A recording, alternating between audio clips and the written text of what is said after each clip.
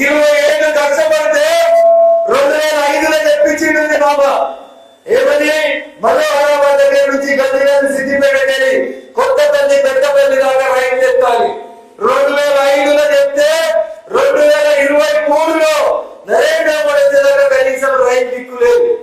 అయితే రైలు ఇచ్చిన మోడీ గారి బొమ్మ టీవీలో కనబడితే ఆ రైల్వే స్టేషన్ లో మోడీ గారి బొమ్మల టీవీని మీరు నేను ప్రపంచమంతా చూస్తుండగా తల్లిన దుర్మార్గుడు ఎవరో ఒకసారి ఆలోచించుకోవాలి.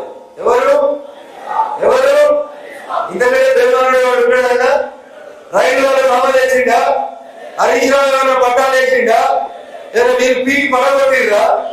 కేంద్రం ఇస్తుంది రైలు దానికి నేను ఇచ్చినా మా మామ తెచ్చినా మేము భూమి ఇచ్చినాం.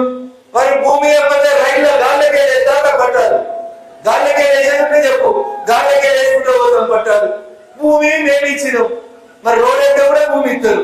తోటపల్లి భూమి అది ఫామ్ హౌస్ల భూమి కొన్ని ఫామ్ హౌస్ల భూమి ఇయ్యనుంటివి రైలుకు భూమి ఇచ్చిన వాళ్ళకి కొంచెం ఫామ్ హౌస్ల భూమి ఇచ్చిరా తోటపల్లి ఇచ్చిండు హరీష్ రాయుడు.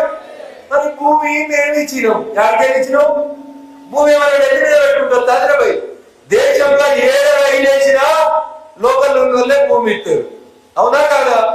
మరి 2005లో లడ్డూ ప్రసాద్ యాదవ్ 300 కోట్లు ఇస్తే ఏమడగాలి మరి మీ భాషను అడగాలంటే ఏం మిగిలిరని అడగాలి కదా. మీ మామ గనే భాష నేర్పింది కదా నాకు ఏం మిగిలి మరి 2005లో లడ్డూ ప్రసాద్ యాదవ్ 330 కోట్లు ఇచ్చిండు. రైలు ఎప్పుడు వచ్చింది? మోడీ గారు కోపడి మండపం వచ్చి మిషన్ భగీరథ కొబ్బరికాయ కొట్టి శిలాఫలకం 2016లో వేస్తే 2023లో రైలు ఇచ్చింది మోడీ కేంద్ర ప్రభుత్వం చెప్పాలి చెప్పాలా? వీళ్ళేం చేసినారు? ఫామ్ హౌస్ కట్టుకున్నారు.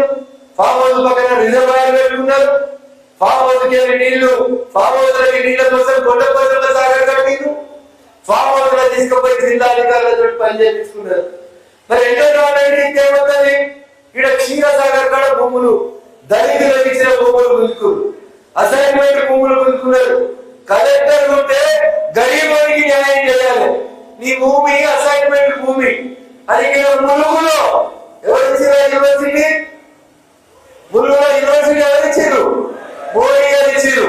భారత ప్రభుత్వం యూనివర్సిటీ ఇస్తే ఆ యూనివర్సిటీలో గెస్ట్ హౌస్ కడితే 2 ఏళ్ళు ఆ గెస్ట్ హౌస్ లో భార్య పిల్లలతో ఉండి చుట్టాలందరూ తెచ్చుకుని వెంకట్రావు రెడ్డి గజ్వేలు చుట్టూ ఏ అసైన్మెంట్ భూములు ఉంటే ఏ దళితులకు ఇచ్చిన భూములు ఉంటే ఆ భూములన్నీ 2 ఏళ్ళు ముందు కబ్జా చేసిన కలెక్టర్ వెంకట్రావు రెడ్డి తప్ప ఇంకొకటి కాదు.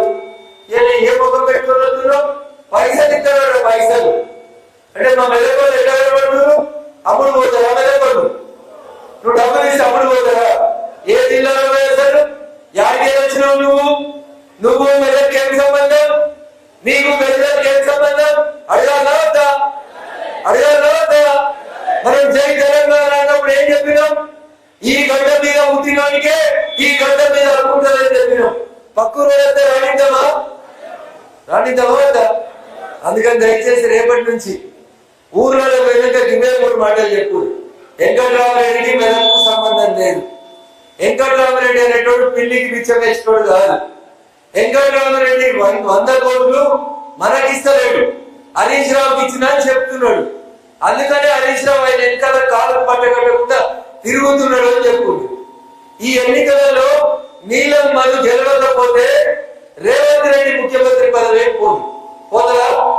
ఈ ఎన్నికలు అసెంబ్లీ ఎన్నికలు కాదు, పార్లమెంట్ ఎన్నికలు. అందుకని 2 మాటలు గట్టిగా చెప్పుకుంది. కారు గెలిస్తే కేసీఆర్ ముఖ్యమంత్రి కాడు. చెయ్యి ఓడిపోతే రేవంత్ రెడ్డి కుర్చీ పోతదా? కానీ మోడీ గారు లేకపోతే ఈ దేశంలో రోజు దీపావళి పటాకులు వెళ్ళినట్టు పటాకులు.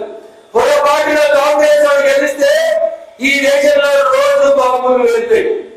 కానీ నరేంద్ర మోడీ గారు ప్రధానమంత్రి ఉంటే ఈ దేశంలో ఒకటే రోజు దీపావళి పటాకులు వెళ్తాయి. అది దీపావళి పండుగ రోజు మాత్రమే. రోజు బాంబులు వెళ్ళాలా? లుంబిని బాంబులో బాంబులు వెళ్ళాలా? గోకుల్ చాట్ లో బాంబులు వెళ్ళాలా? తాజ్ హోటల్లో బాంబులు వెళ్ళాలా? మన సైనికుల మీద బాంబులు వేయాలా వేయాలా? ఇగో ఇవన్నీ జరగకపోతే ఎవరు గెలవాలి? ఎవరు గెలవాలి? నాకు తెలుసు మీకు ఆకలి అవుతుంది, నేను ఆగిన మాట. ఎవరు గెలవాలి? భోజనం అందరికి ఉందేనా? కొట్లాడుకోకూడదు, అందరం కలిసి తిందాం. నేను కూడా మీతో కలిసి తింటా. చివరికి ఒక్కసారి గట్టిగా చెప్పు, ఎవరు ఉండాలి దేశానికి ప్రధాని? దీపావళి రోజు మాత్రమే బాంబులు వేయాలి ఈ దేశంలో అంటే ఈ దేశానికి ప్రధానమంత్రి ఎవరు ఉండాలి? అట్లా కాదు, గజవేట కూడా పొద్దుగా వాకింగ్ చేస్తుంటే వాకింగ్ ట్రాక్ మీద కూడా బాంబులు వేయాలంటే కాంగ్రెస్ ఓటు వేయాలి. అర్థమైందా? కారణంలో ఓటైతే మీ భూమి పోతుంది, మీ జాగ పోతుంది. ఈ ఆరేండు కాలనీ కట్టిన భూమి కూడా దళితులకు ఇచ్చిన భూమి, పేదలకు ఇచ్చిన భూమి. వెంకటరామరెడ్డి కట్టెబెట్టి పోలీసు వాళ్ళని పెట్టి భూములు గుంజుకొని ఆరేండు కాలనీ కట్టిరు. సిద్దిపేట కలెక్టర్ కార్యాలయం కట్టిరు, భూమి దళితులకు ఇచ్చిరు. దుర్గన దళితులకు ఇచ్చిన భూమిని గుంజుకొని పోలీసు వాళ్ళని పెట్టి కట్టించి వెంకటరామరెడ్డి. అందుకని పొరపాటున వెంకటరామరెడ్డికి ఓటేస్తే ఈ జిల్లాలో ఉన్న ప్రతి అసైన్మెంట్ భూమి ఏడిపోతుంది? రాజపుష్పాలే కంపెనీకి పోతుంది. ఏడిపోతుంది? రాజపుష్పాలే కంపెనీకి పోతుంది. అది చంద్రశేఖరరావు బినామా, హరీష్ రావు బినామా. ఎలక్షన్ ఓటేస్తే రేపు ప్రధానమంత్రి పొరపాటున కూడా కాదు, ప్రధానమంత్రిగా ఉండేటువంటి వ్యక్తి ఎవరు అనేది ఒకసారి ఆలోచించుకోవాలి మనం అందరం కూడా. నీలం మధు ఓటేస్తే నీలం మధు ముఖ్యమంత్రి గారు, నీలం మధు ప్రధానమంత్రి గారు. నీలం మధు పోయి మెదక్ జిల్లా తరఫున మెదక్ సమస్యల్ని పార్లమెంట్ లో అంతకంటే ఎక్కువ ప్రస్తావించడానికి కూడా అవకాశం లేదు. కానీ రఘునందన్ రావు గెలిస్తే నిన్న నరేంద్ర మోడీ గారు అల్లాదుర్గంలో చాలా స్పష్టంగా చెప్పారు, మీరు రఘునందన్ ఓటేస్తే సీదా ఓటు ఎవరికి పోతుంది? ఎవరికి పోతుంది? ఎవరు కావాలి దేశానికి ప్రధానమంత్రి? ఎవరు కావాలి? ఎవరు చెప్తున్నారు ఈ మాట? దేశమంతా చెప్తుంది. కాశ్మీర్ నుంచి కన్యాకుమారి దాకా ఎవరు ఈ దేశానికి కాబోయే ప్రధానమంత్రి అంటే ఎవరు? ఎవరు? ఎవరికైనా డౌట్ ఉందా? కాంగ్రెస్ వాళ్ళకు డౌట్ లేదు. కానీ వంతుకు దాసరి కాళ్ళాడించాలి కాబట్టి కాళ్ళాడిస్తున్నారు, మాట్లాడాలి కాబట్టి మాట్లాడుతున్నారు. హరీష్ రావుకి తెలియదా మెదక్లో ఎవరు గెలుస్తారని? ఎవరు గెలుస్తారు? ఎవరు గెలుస్తారు? హరీష్ రావుకి తెలియదా? అందుకని అబద్ధాలు మొదలు పెట్టిండు హరీష్ రావు. ఈయన పొద్దుగాల సిద్దిపేటలో వాకింగ్ చేసిండ వెంకటరామరెడ్డి తోటి. చేసి వచ్చిన తర్వాత మీడియా మిత్రులతో మాట్లాడిండు హరీష్ రావు గారు. ఏమంటుండు? దుబ్బాకోళ్ళు దుబ్బాక ఎలక్షన్లు అప్పుడు ఫేక్ వీడియోలు తయారు చేసి ఉప ఎన్నికలు గెలిచిర్రు అని చెప్తున్నాడు.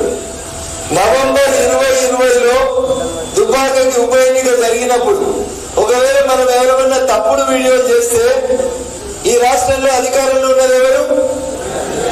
ఎవరున్నారు అప్పుడు? ఈ జిల్లా మంత్రి ఎవరు?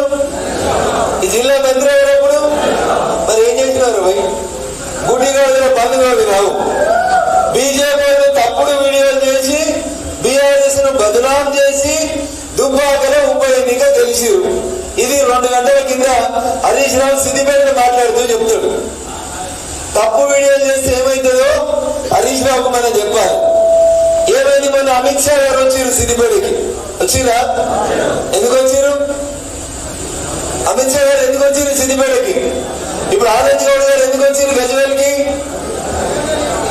ఇంత పెద్దగా ఉందనే అమిత్ షా గారు దుబ్బాకకి సిద్దిపేటకి ఎందుకు వచ్చిరు? మెదక్ పార్లమెంట్ లో బీజేపీ అభ్యర్థిని గెలిపించి నరేంద్ర మోడీ గారిని మళ్ళీ ప్రధానమంత్రి చేయాలనే ఒక నినాదంతో అమిత్ షా గారు మన సిద్దిపేటకు వచ్చింది. సిద్దిపేటలో గిట్లే సభ పెట్టుకున్నాం. ఆ రోజు కూడా ఇట్లా పట్టపగలు 2 గంటలకు వచ్చింది అమిత్ షా గారు.